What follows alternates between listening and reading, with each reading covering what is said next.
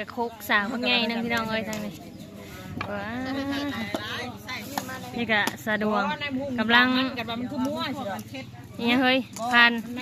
บางน้ำบางเล่นเด้อสบายดีเด้อทางนี้เด้อฮะสบายดีเด้อผมพี่น้องเอ้ยนะโดยเมฆครัวสีมือแต่มะฮุงพี่น้องเอ้ยนี่ป้าสิมะฮุงกับข้าวเด่นไงกับสมองพี่น้องเอ้ยสบายดีๆว่าอยากกันเรื่องพบางวะอยากลงบางว่าจ้ะพี่น้องนี่เครื่องเคียงกับเต็มกระซ้ำหนึ่งปุ๊บก็แบบนั้นเนาะถ้าเป็นน้ำเชฟมาเชฟอันนี้ครับปกติเขาต้องการเชฟนี่เด้ไปงานใดก็ทำแต่แล้วเนาะไปงานใดกันเนาะนี่บางฮุงกับพี่น้องเลยป้าเถอะไปทางไหนกันอันนี้ก็ใส่ลายเชฟลายนี่ก็ใส่ลายเชฟลายเด้อพี่น้องเลยนี่จะมีครัวนี่นางสุรุสลายอยู่ปลาจอยได้สิหอมเลยปลาจอยมากหวานมากเด็ดๆตัวนี้เลยใส่ต่างหากบ่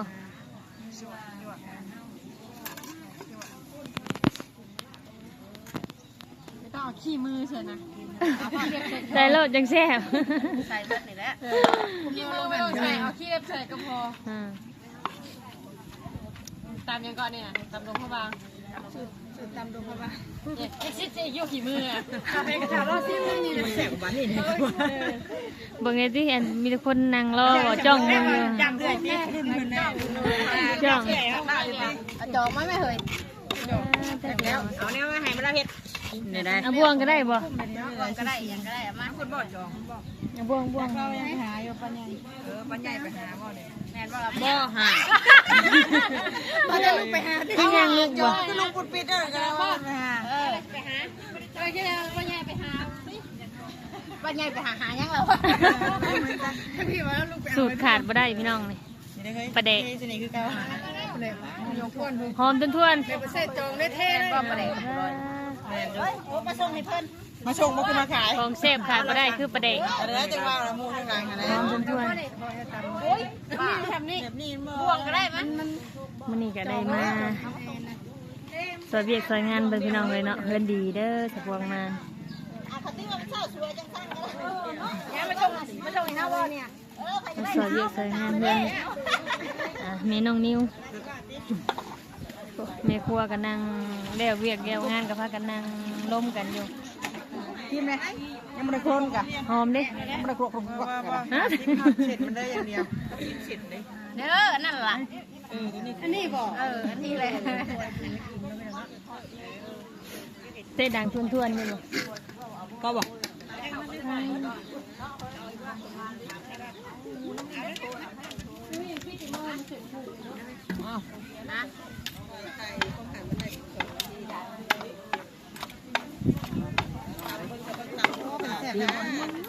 หยดมาตัวอะไรเนี่ยเมื่อยค่ะพ่อ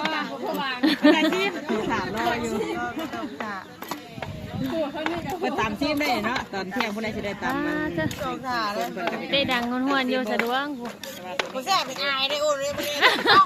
ใครกันรอดเนาะกูแซ่บเป็นอายเขาได้แซ่บได้ป่ะครับแซ่บแซ่บเอาดิ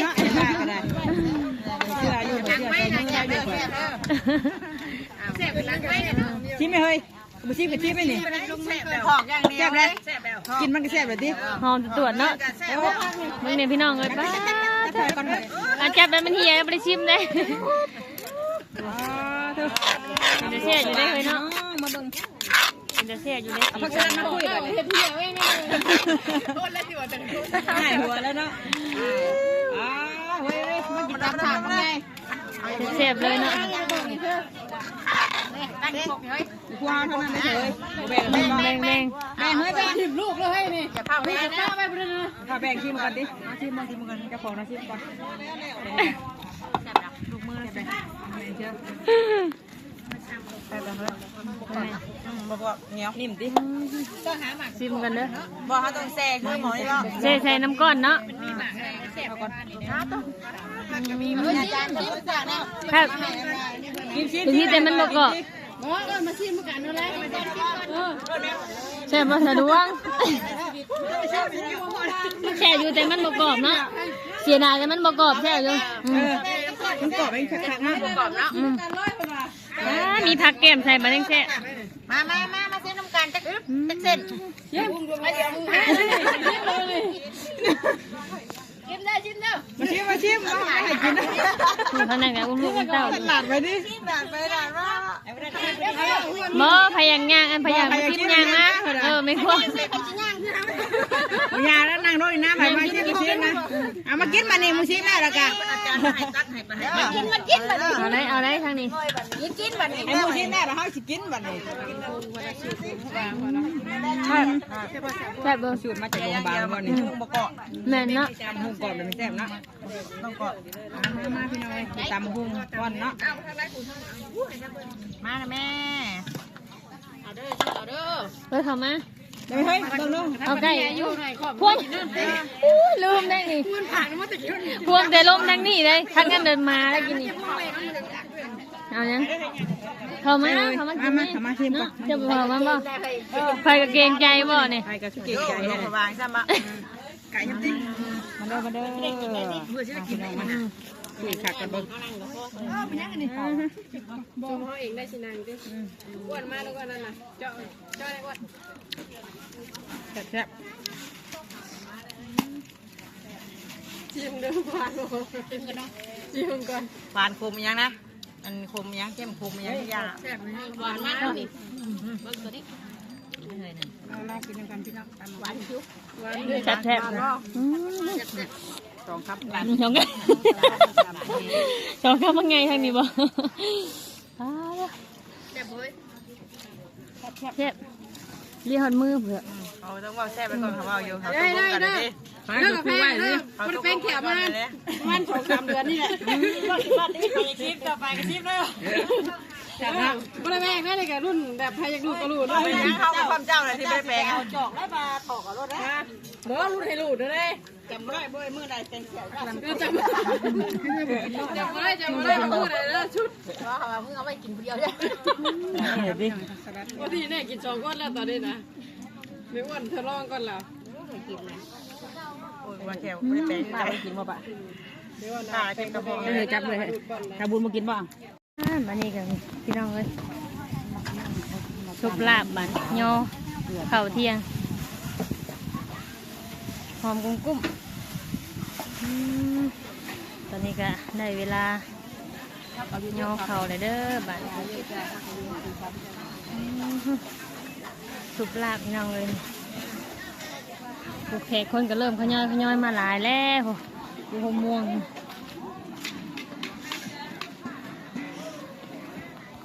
เมื่อท่านี้อีกบาทนี่ตำมะฮุ่งสีมือตำมะฮุ่งก็เองกินหอมยังนะถ้าเราหอมมาจะพูดได้เฮาน่ะหอมลาบทั้งหมดเลยแม่หอมกุ้มหอมข้าวขั่วเลยพี่น้องเอ้ยเริ่มแล้วนี่ตำมะฮุ่งย่อแขกเด้อพี่น้องเด้อบัดนี้เด้อช่วงกินนี่พากันตำกินตำซิมวันนี้จะตำมาให้แขกยก2ยก3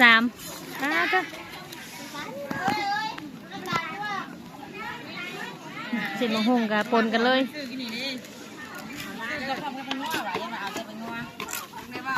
เดี๋ยวยก2ยก3ก็อยู่ในนี่เบิดจ้ะมะโกะจะคนจะนับเบิ้งค่ะลายอยู่หาก7เด้อเด้8เด้อแม่นอยู่ถูกต้องเลย8กับ8แล้วมาเอามาเสร็จมาเลยครูขยันคุกพอบ่พอเนาะสวดได้พ่อโอเคเถอะ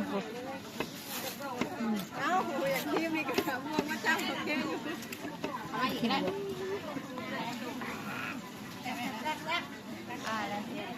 ยก2ยก3มาอยู่ตำหงยก2ยก3นี่แหละมึงเนี่ยคกกับปังไงหอมและสีสันนั่นเนาะมะ กอกเด้มันก็เลยดำแซ่บแต่ไทยแซ่บลายป่ะใส่ตามนั่นแล้วลายแซ่บลายใช่หน่อยแซ่บหน่อยประเด็กแล้วก็ได้ใส่เลยกับแซ่บเมนเมนได้ลองชิมก็ทำใส่อันแป้งนวลน่ะแบบนึงแล้วค่ะผู้ใดบ่เคยกินแป้งนวลผู้บางคนเขาบ่กินกะทุกคนต่ำหุ่งเปอร์เซ็นต์แม่บ่เฮ้ยอะไรหมักบ่คือกันแต่ข้าวตะกี้แต่ข้าวตะกี้นี่ผมไปใส่น้ำตาลกำลังเริ่มพี่น้องเอ้ยย่ออาหารข้าวเที่ยงเด้อนี่ท่านั้นก็สุกลาบสุกก้อยทั้งนี้ก็ตำหุ่งย่อแขกย่อคนมาตอนเที่ยงเลยพี่น้องเอ้ยเนาะบัดนี้เตรียมกะเตรียมยายข้าวยายแขกยายคนผู้นั่งอยู่พมม่วงก็เต็มอยู่ผู้ทั้งเป็นพุ่นก็เต็มลายเนาะแขกคนกำลังลังไหลมาพี่น้องเลยจะกี่จานนี่พวกเดียวนะเตรียมตะแกรงเตรียมบานนี่